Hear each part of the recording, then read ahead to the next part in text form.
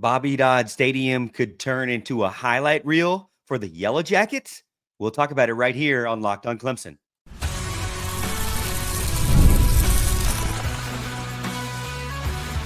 You are Locked on Clemson, your daily podcast on the Clemson Tigers.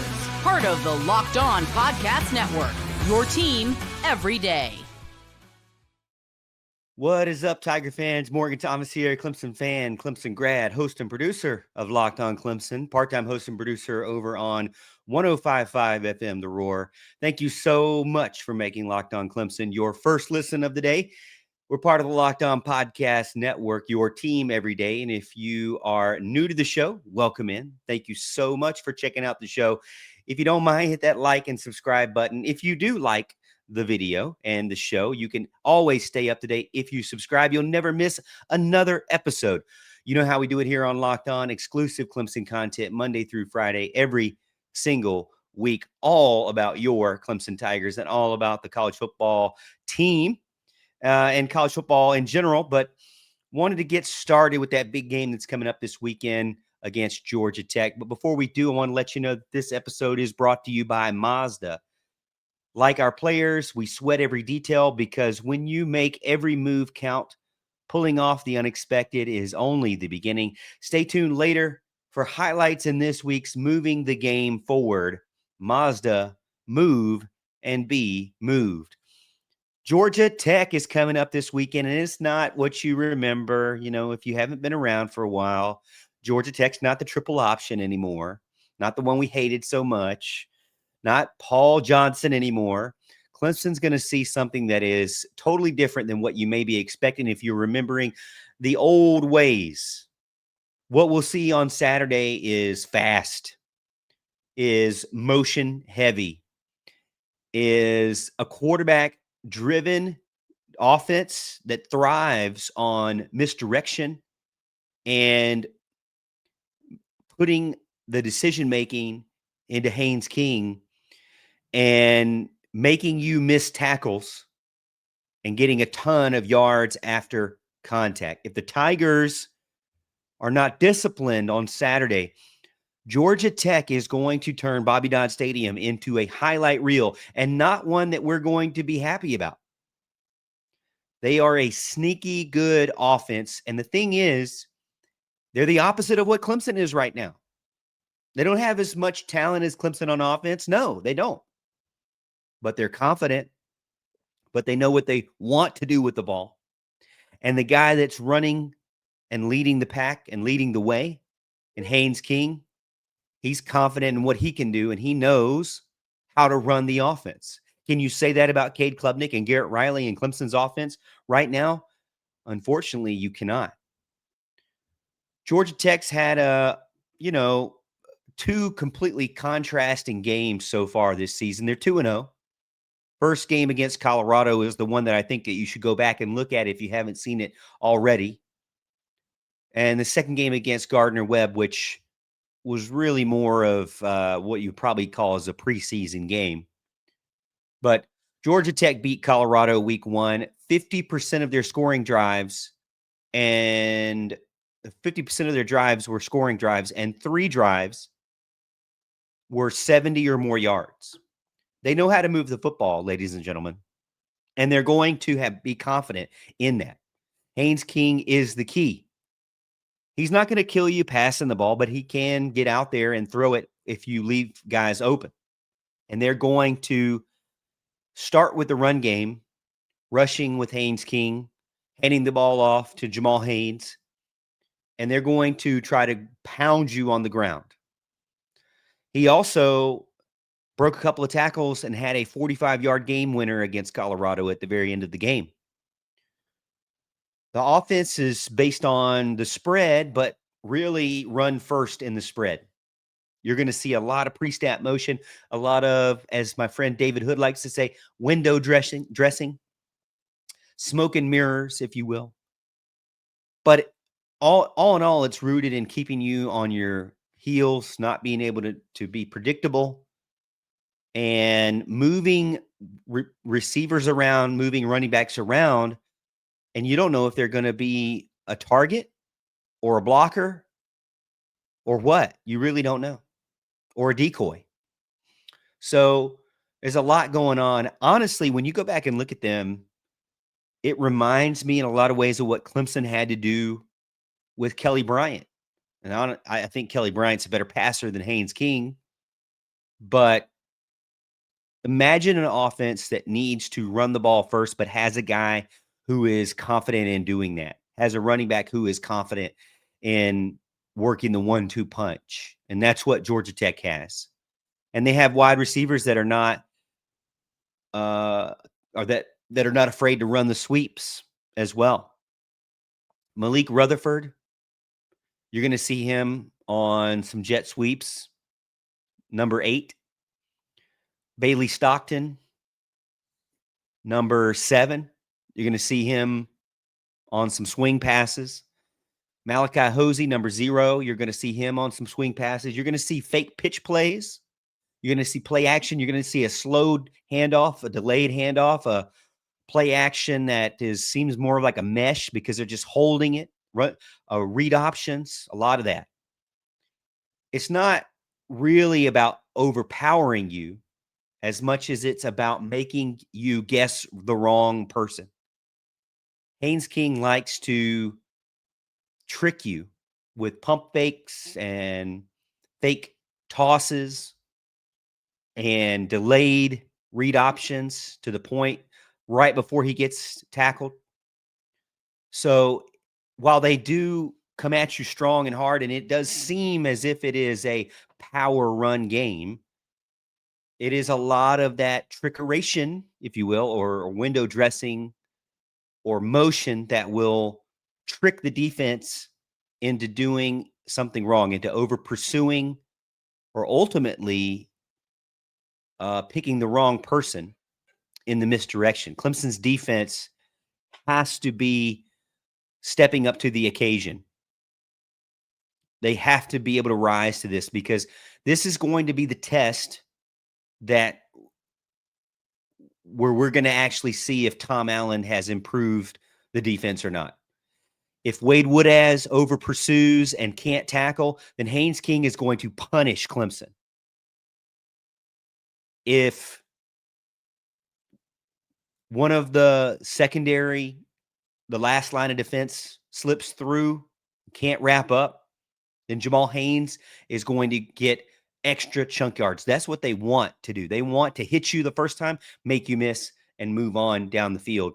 If you go back and look at that Colorado game, a ton of their yardage was after first contact. Georgia Tech scored frequently, often, and last I looked, had no 3-and-outs. This is a game where Clemson's defensive front, Peter Woods, TJ Parker, Will Helt, Cephylon Green, DeMonte Capehart, the linebackers, Wade Woodaz, Sammy Brown, maybe even throwing in some more Jeremiah Alexander. This is going to have to be a team that is ready for the run, that is ready for the misdirection, and that stays extremely disciplined. Again, you're going to get the spread, 2 wide receivers on each side, but they're not going to stay that way. They're going to motion somebody. And you don't know if that motion is going to be a sweeper that they're going to hand the ball off to, or if that motion is going to be a lead blocker that they're going to hand the ball off to the running back. They also come out in the pistol as well, in a motion pistol, much like what LSU did successfully against Clemson, where they line up the slot wide receiver or the second running back, or maybe even 2 running back set, and one of the running back is behind the quarterback in a pistol formation. You're going to see what you remember from a Taj Boyd era with the Chad Morris and the pistol. I honestly miss that. I think that if I was an offensive coordinator, you'd see a lot of motion and a lot of the pistol, because I think that's one of the best formations out there for the offense in this age of college football. But they are yard after contact monsters. They are sweep monsters, and they are misdirection and motion monsters. So you've got to stay disciplined. Can they do so for 4 quarters? Can Tom Allen dial up the pressure, or will he have to stay conservative because they're gashing him? And who matches up with these guys every single quarter. We'll have to wait and see exactly what happens. But I did want to tell you in the second segment, I'll talk to you about some of more players. I've given you a few names so far that I've looked at that I think we should circle. I got a couple more that maybe we've missed that will 3 more names that we want to put on the list to look at as well right here on Locked on Clemson.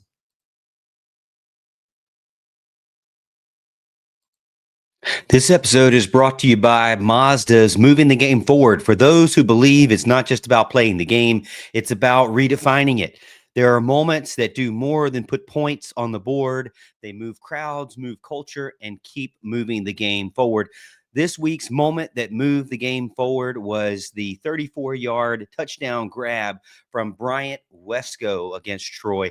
It was a nice play because Cade Klubnik stayed in the pocket, kept his feet set, did not get flushed out, did not panic out. It was a little bit off of his back foot, but it was a nice ball over the shoulder into Bryant Wesco's hands on one-on-one deep into the end zone. And Clemson needs more of that if they're going to continue their push towards the ACC championship game. When you follow what moves you, the unexpected is only the beginning. And just like there's more to every highlight, there's more to a Mazda vehicle. Mazda, move and be moved.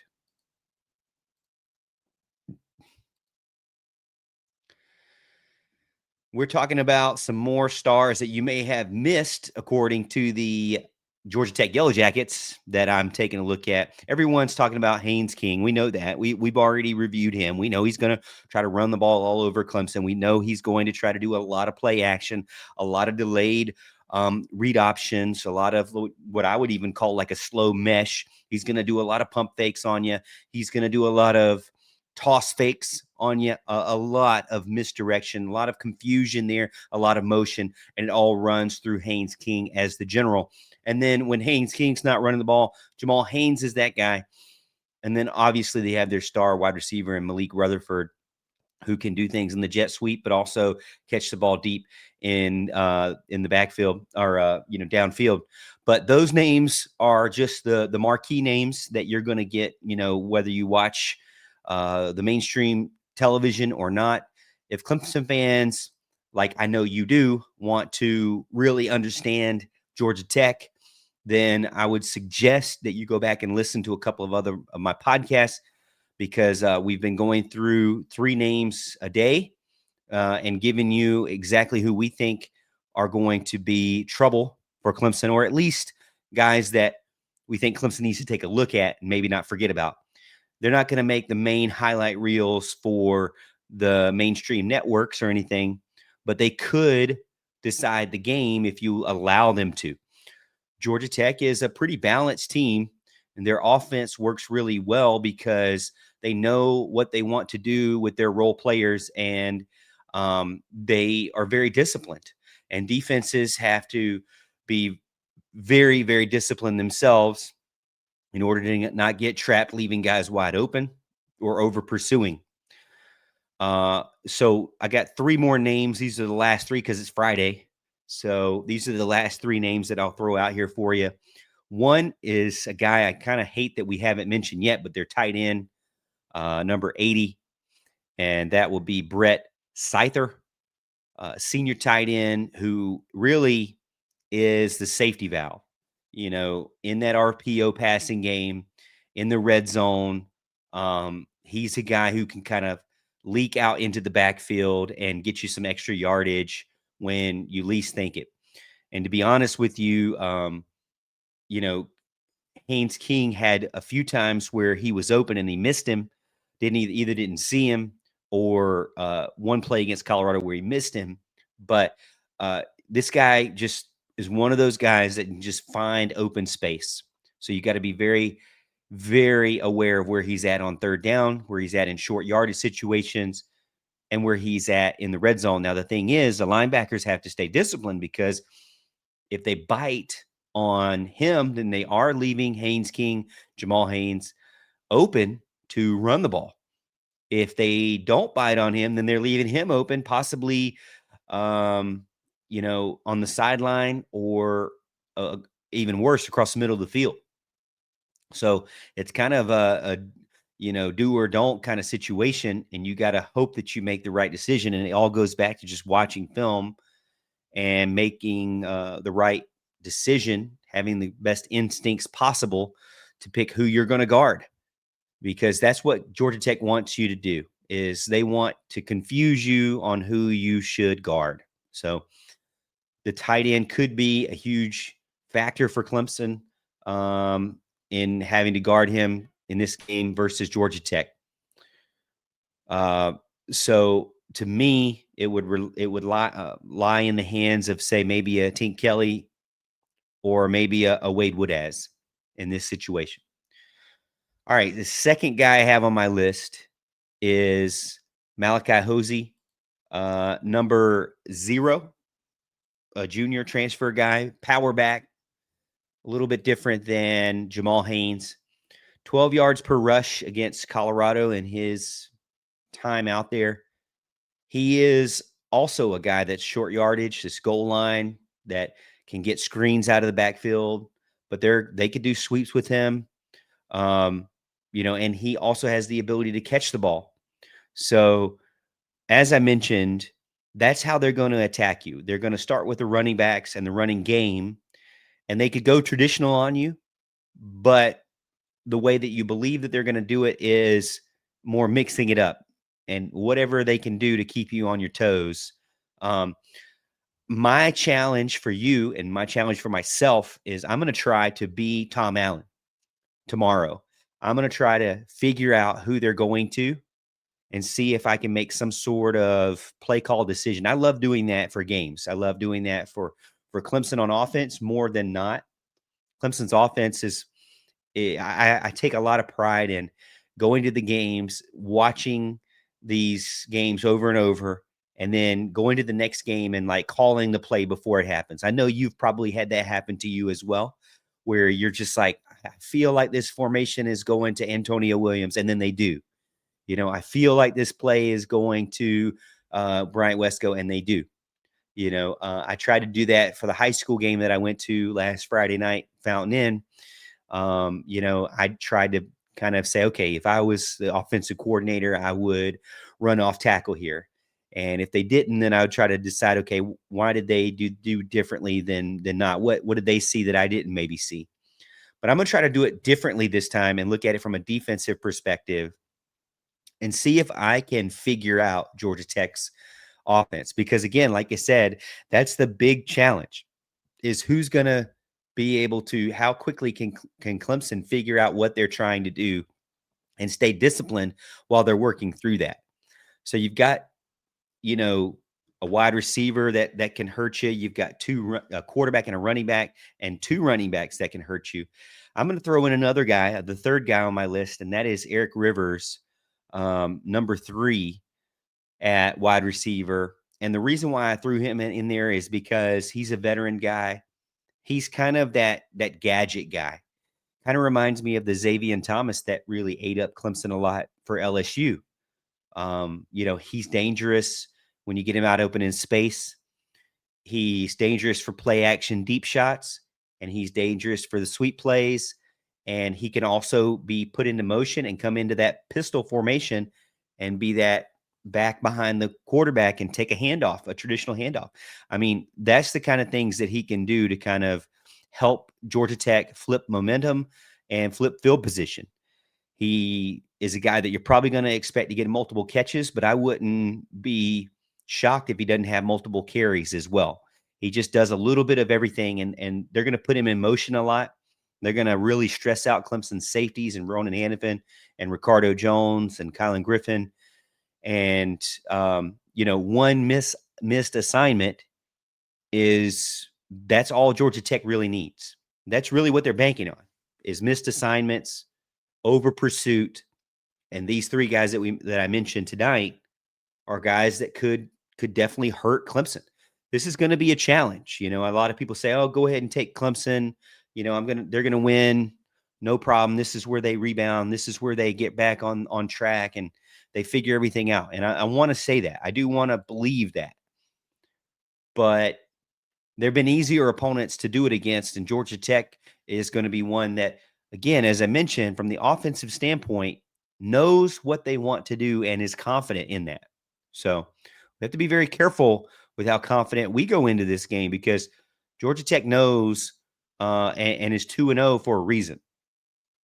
And that includes a big time road game against Deion Sanders, So, all right, we're going to finish up my everydayers. I know you're still with me. I'm glad you're still with me, because we're going to finish it up. I'm going to give you my prediction and why or why not Clemson will win the game right here on Locked On Clemson.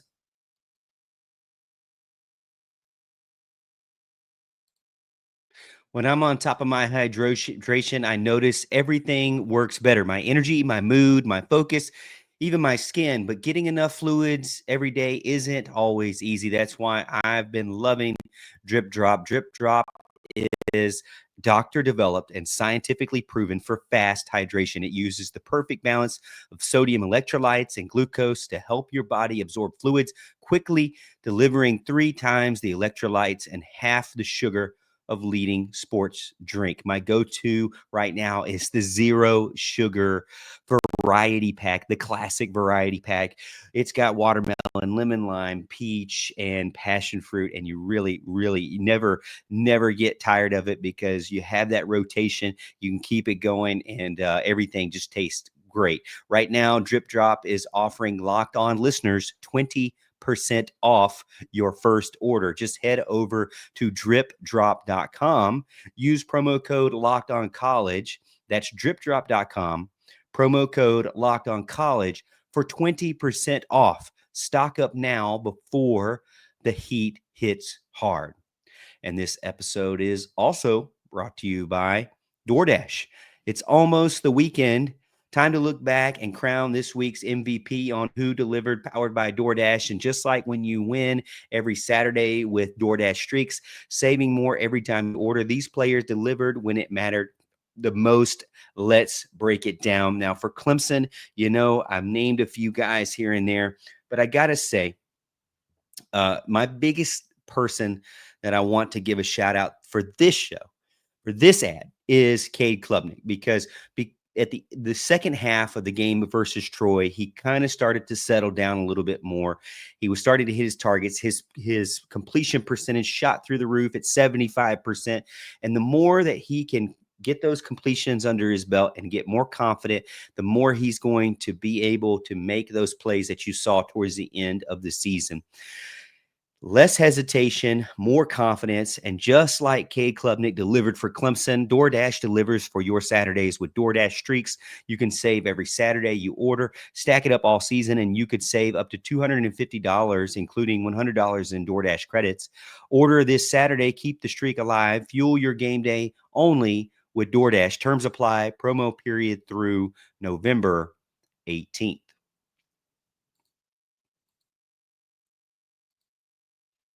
All right, we'll wrap up the show, and I've got to say it. The smart play is to go with Georgia Tech and the points this weekend. But don't take that as me doubting my Tigers, because I'm not doubting them. I still think that Clemson will win the game. Do I think that if you got that 9.5 at the beginning of the week with the spread, you're probably pretty smart, because I would have taken 9.5 points with Georgia Tech at home any day right now, especially with the way Clemson's offense has been, struggling. Right now, I believe it's down to 3.5, because 9.5 seemed like a little bit of a steal, but I'm not doubting that Clemson can win the game. I'm just saying, when it comes to the spread, I need a little bit more confidence to pick the team to cover the spread. The defense maybe can do it with their opportunistic play and the turnovers and the fumbles. But can the offense beat a team? I'm not 100% confident in that. That's why this game to me will be a fight. And Clemson will need to be extremely disciplined to escape Bobby Dodd with a win. Now, Clemson right now, again, is 3.5 point favorite, and they've won a ton of games against Georgia Tech. So it's really not scary in the sense of history anymore. But why does this feel different? Well, it feels different not because of who they played, because you could say, well, Morgan, they just played Colorado and Gardner-Webb. That's nothing like LSU and Troy. And you're right. You're right, definitely. They are undefeated, but, it's not apples to apples. But it was a road game against a Big 12 opponent in Colorado, albeit they really don't know who their quarterback is. They were kind of thought it was one guy, but it didn't work out. So they're going with someone else. But Clemson is 1-1. They're 2-0. And the thing is the shakiness for me, the shakiness in the offense versus LSU in the loss, and the shakiness in the offense versus Troy, at least in the first half. Because the more you see Clemson's offense, the less you really want to see of it. I mean, let's be honest. Now, the second half of the Troy game was better. They came out at halftime better. And maybe, just maybe, they can have some sort of resemblance of a dirt raid that we were promised, where they start running the ball first and build off of that and grow and develop off of that. But you're really taking a team like Clemson, who you shouldn't be super confident in their running attack, or we haven't had anything to be super confident in so far.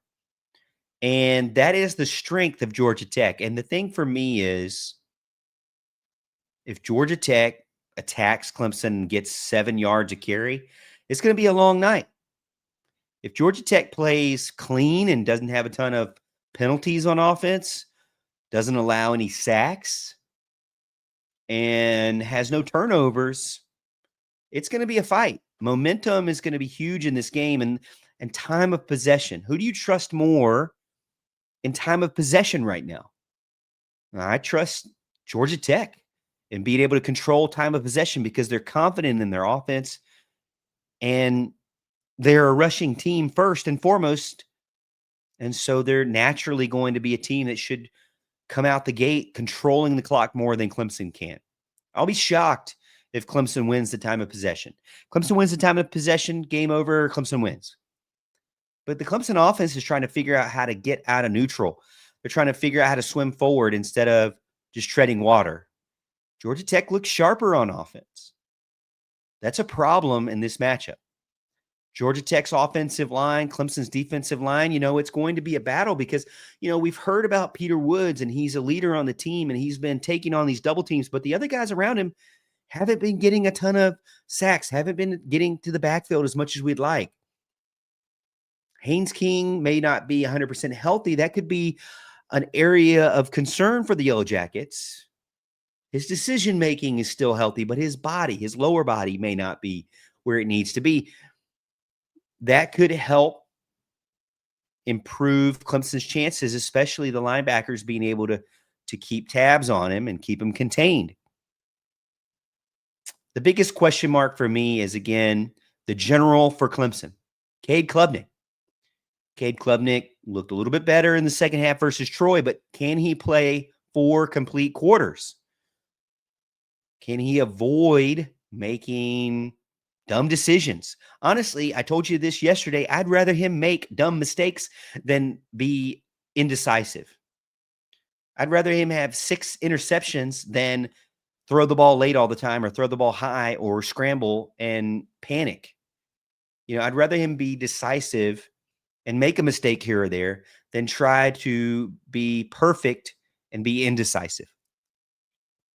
The hope for Clemson is that they can disrupt Georgia Tech's timing with that defensive front. They can be disciplined with that defensive front. And then eventually Cade Klubnik and those weapons can step up and break out later on in the game. I could see this game ending up just like the Troy game, except closer. If Clemson gets an early lead and forces Georgia Tech to start throwing the ball more, that would be even better. But I also told you I don't like 3.5 with the spread either. Because here's the thing with 3.5. Vegas knows. Vegas is always right. 3.5 means that they believe Clemson will win by a field goal. So give me Clemson by a field goal. Give me Georgia Tech with the pick against the spread, but give me Clemson 27-24. I think the Tigers do survive. I think it's going to be a stressful one. Georgia Tech will cover, and it may come down to who can have the ball last. I know you're not wanting to hear that from me, but this is the level of confidence I have for the Clemson Tigers going into this game against the Georgia Tech Yellow Jackets. And so that's my prediction. Hey, let me know in the comments what your prediction is. Or if you're listening to me on podcasts, go over to X at The Morgan T Show. Follow me and let me know what you think over there. I'd love to hear from you. I love it when I get a message from somebody, So go over there and send me a message. I'd love to talk to you about our Clemson Tigers. Hey, before I finish the show, I wanted to let you know it's another big moment for Locked On. College football fans, Locked On and Fire TV present College Football Kickoff. It's your ultimate college football weekly preview. Drake Toll of Locked On Big 12 leads the conversation alongside two-time AP Coach of the Year Gary Patterson, former college star Jesse Holly, and Locked On's local experts, including me. I was on this week. A college football preview show only Locked On can do. Catch College Football Kickoff every Thursday throughout the season, only on Fire TV. Hey, that's it for this week. I will see you after the game immediately in a live show, a live version of this show, immediately at the post game after the Georgia Tech game. So tune back in for that. And then I'll catch you on Monday as we do our normal weekly show. Again, if you haven't already, make sure you hit that like and subscribe button. And as always, Tiger fans, I'll see you tomorrow, and I'll see you at the top of the hill.